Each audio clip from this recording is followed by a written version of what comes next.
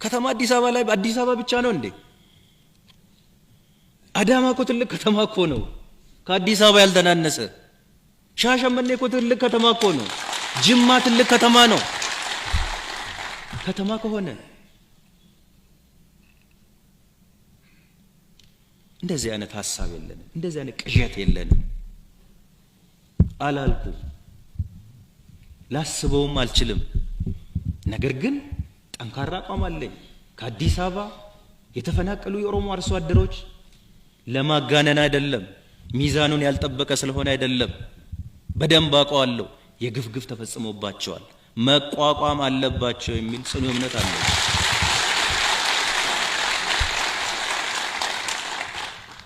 ይሄ የሚባለው ነገር ውሸት ከሆነ እዚህ ያለው አዲስ አበባ ላይ ያለው ባለሙያ ወጣ ብሎ ወደ ሲኤምሲ ወደ ጎሮ ወጣ ብሎ ለምን አያጠናም? ምን ሆነ? ያስተው እኔ የሚባለውን የሚስተጋባውን ያህል እንደው የችግሩን ያህል ተነግሯል ወይ? የጉዳቱን ያህል መጠን ያህል እውነት ተነግሯል ወይ? እዚህ ደሳሳ ጎጆ ላይ እየኖረ ከጎኑና ከጎኑ ምን የመሰለ ቪላና ህንጻ የሚኖርበት አገር ላይ እኔ ኦሮሞ ስለሆነ አይደለም፣ ማንም ቢሆን አይጠቅመንም። ሀዲያም ወላይታም ቢሆን መስተካከል አለበት። መብት አላቸው፣ ኢትዮጵያውያን ናቸው። ኃጢአትነት የለውም። ለኦሮሞ ማድላት አይደለም። የፍትህ ጉዳይ ነው፣ የእውነት ጉዳይ ነው። ከዛ በስተቀር የአዲስ አበባን ዴሞግራፊ እንቀይራለን ምን ለማግኘት ምን ለመሆን? በጤናማ አእምሮ እኮ ሌላ አዲስ አበባን እዚህ መገንባት ይቻላል እኮ።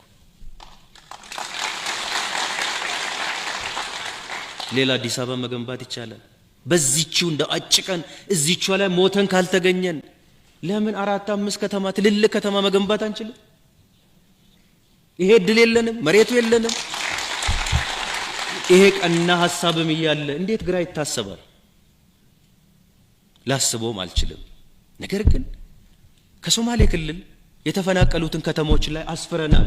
ድብቅ አይደለም፣ በጨለማ አይደለም፣ በጠራራ ፀሐይ እዚህ ያላችሁ የምትመሰገኑ ባለሀብቶች ቤት ሰርታችሁ መንግስት አይደለም እዚህ ያላችሁ ብዙ በስም ማቃችሁ በጠራራ ፀሐይ ለምን? እሱም ቢሆን ለዴሞግራፊ አይደለም። ከተማ ቢገቡ ኃጢአትነት የለው። ከዛ ክልል ተፈናቅሎ የመጣ ነጋዴ ነው አብዛኛው፣ ገበሬ አይደለም። ከተማ ላይ የሚኖር ነጋዴ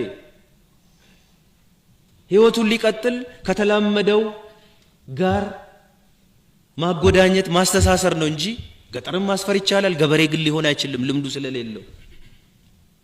አስፈረንም እኮ ተቸግሯል። ዛሬ እየተቸገረን ያለው ለፖለቲካ ጥቅም ብለን ነው እንደ በሰው ህይወት ላይ እየቀለድን እየተጫወትን ፖለቲካን የምናስተካክለው? ስለተቸገረን ነው ይሄንንም ያደረግነው። ክፋት ስላሰብን አይደለም፣ ተንኮል ስላሰብን አይደለም። ደብቀንም አልሰራንም፣ አስፈራናል። ያን ባደርግ ደግሞ በህግም ስልጣን የለኝም እንደኔ በኦሮሚያ ላይ ማድረግ አልችልም፣ ማፍርበት አይደለም። ለኔ ወንጀል የሚሆነው ጥፋት የሚሆነው ኃጢአት የሚሆነው ለኦሮሞ ጠቅሜ ሌላውን ጎድቼ ከሆነ ኦሮሞ ሲገባ ሌላው እንዲወጣ ተደርጎ ከሆነ ይሄ ኃጢአትም ነው፣ ወንጀልም ነው፣ ወንጀልም ነው።